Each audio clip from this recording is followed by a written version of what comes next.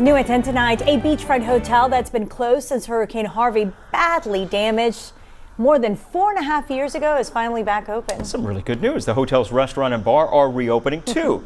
And our Seth Kovar reports that's giving beachgoers something they haven't had in a while. We want to walk out of our room, come down, come right to the beach. And now they can, thanks to the opening of Island Resorts. The Davises from Iowa have stayed at what was a Holiday Inn before Hurricane Harvey forced it to close in 2017.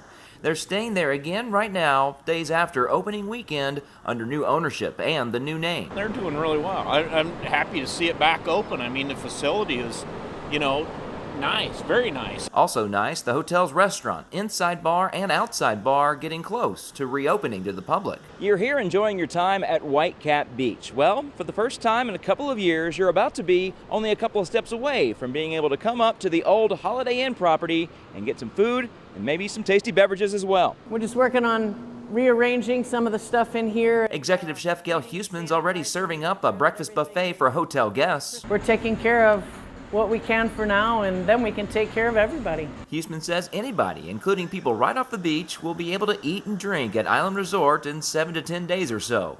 When that happens, a hotel with bars and a restaurant right on the beach will fill a void out there. I mean, there are plenty of places they can stay that have that view, but there's not a full-service hotel.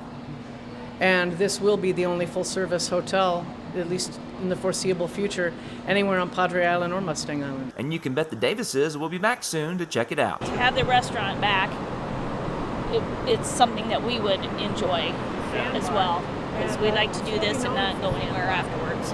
Exactly. You don't need to go anywhere. If it's here, you don't need to leave. Reporting in Corpus Christi, Seth Kovar, Chris 6 News.